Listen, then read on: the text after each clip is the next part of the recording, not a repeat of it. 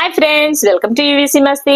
పిల్లలకు ఏదైనా చిన్న దెబ్బ తగిలితేనే ఎంతో తల్లడిల్లిపోతుంటారు తల్లిదండ్రులు. కానీ అల్లారు ముద్దగా పెంచి పెద్ద చేసుకున్న కూతురు ప్రయోజకురాలయ్యాక అనుకోకుండా తన కళ్ళ ముందే చనిపోతే ఆ బాధ ఎలా ఉంటుందో మాటల్లో చెప్పలేం. ఆ తల్లిదండ్రుల బాధను తీర్చడం బహుశా ఎవ్వరి తరం కాకపోవచ్చు. అలాంటి బాధని అనుభవిస్తున్నారు నటుడు రాజేంద్ర ప్రసాద్ గారి దంపతులు. కార్డియాక్ అరెస్ట్ తో అనుకోకుండా కూతుర్ని పోగొట్టుకుని కొండంత దుఃఖంలో ఉన్నారు ఆ దంపతులు. ముఖ్యంగా బిడ్డను పోగొట్టుకున్న తల్లిగా రాజేంద్ర ప్రసాద్ గారి భార్య విజయ చాముండేశ్వరి గారి పరిస్థితి మరీ బాధాకరం. ఆమె కూతురి మృతదేహం ముందు కూర్చుని ఏడుస్తున్న తీరు, ఆ దృశ్యాన్ని టీవీలో చూసిన ప్రతి ఒక్కరూ భావోద్వేగానికి లోను కాకుండా ఉండరు. ఈ వీడియోలో రాజేంద్ర ప్రసాద్ గారి భార్య విజయ చాముండేశ్వరి గారి గురించి, కుటుంబం కోసం ఆమె ఏం చేశారు, రాజేంద్ర ప్రసాద్ గారి విజయంలో ఆమెకున్న స్థానం ఏంటి, పిల్లల విషయంలో ఆమె తీసుకున్న జాగ్రత్తలేంటి అనే విషయాల గురించి ఈ వీడియోలో చెప్పుకుందాం. స్కిప్ చేయకుండా వీడియో చివరి వరకు చూడండి. విజయ చాముండేశ్వరి గారు మదనపల్లెకు చెందినవారు. ఈమె ప్రముఖ నటి రమాప్రభ గారి సొంత అక్క కూతురు. రమాప్రభ గారికి పిల్లలు లేకపోవడంతో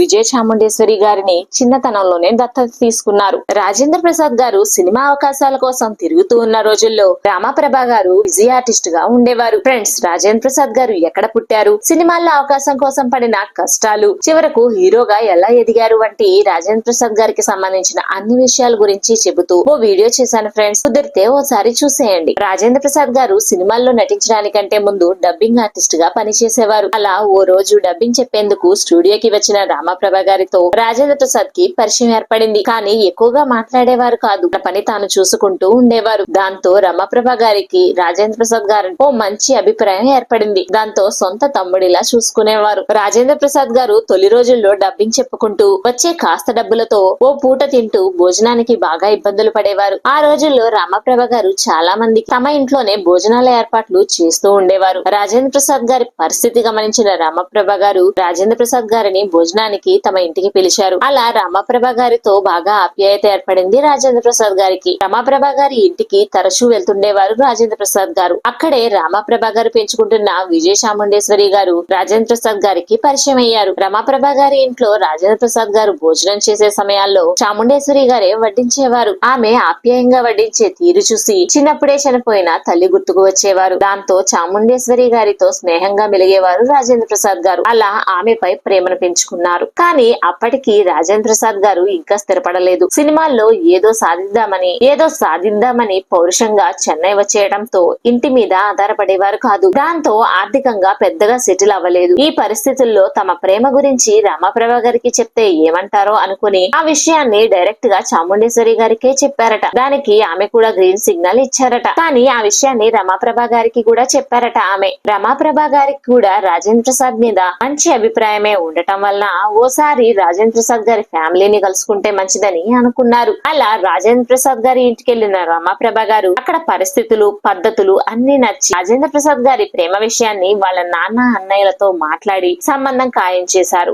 అలా ఎటువంటి డ్యూయట్స్ లేకుండానే ప్రేమ వివాహం కాస్త పెద్దలు కుదిర్చిన పెళ్లిగా మారింది. 1980 సెప్టెంబర్ 5న పెళ్లి జరిగింది. పెళ్లి తర్వాత డబ్బింగ్ ఛాన్సులు పెరిగాయి. ఆ డబ్బుతో 2 ఏళ్లలోనే మద్రాసులో సొంత ఇల్లు కొనుక్కున్నారు రాజేంద్ర ప్రసాద్ గారు. 1982లో కొడుకు, 1985 దసరా రోజున కుమార్తె గాయత్రి పుట్టారు. కొడుకు పుట్టే సమయానికి నటుడుగా అవకాశాలు వచ్చాయి. అలాగే కూతురు పుట్టిన తర్వాతే రాజేంద్ర ప్రసాద్ గారు హీరోగా నిలదొక్కున్నారు. హీరోగా బిజీ అయ్యాక ఒక్కోసారి 2-3 నెలల వరకు అవుట్డోర్ షూటింగ్ లోనే ఉండేవారు. ఇంటికి రాలేకపోయేవారు. ఆ సమయంలో పిల్లల బాధ్యతలంతా చాముండేశ్వరి గారే చూసుకునేవారు. పిల్లలతో మాట్లాడలేకపోతున్నానని చాలా బాధగా అనిపించేది. పిల్లలతో పర్సనల్ లైఫ్ మిస్ అయ్యాను. ఇప్పుడు ఆ లోటును మనవరాలితో తీర్చుకుంటున్నా అని చాలా సార్లు చెప్పుకొచ్చారు రాజేంద్ర ప్రసాద్ గారు. ఇక సినిమాల్లో బాగా బిజీ అయ్యాక రాజేంద్ర ప్రసాద్ గారి మీద పలు రూమర్స్ రావడం మొదలయ్యాయి. కానీ ఆయనను పూర్తిగా అర్థం చేసుకున్న ఆమె భార్య మాత్రం వాటిని సీరియస్ గా తీసుకునేవారు కాదట. భర్తకు అండగా ఉంటూ మంచి మోరల్ సపోర్ట్ కూడా ఇచ్చేవారు చాముండేశ్వరి గారు. ఇదే విషయాన్ని రాజేంద్ర ప్రసాద్ గారే స్వయంగా చాలా సందర్భాల్లో చెప్పారు. పిల్లల్ని చూసుకోవడమే కాకుండా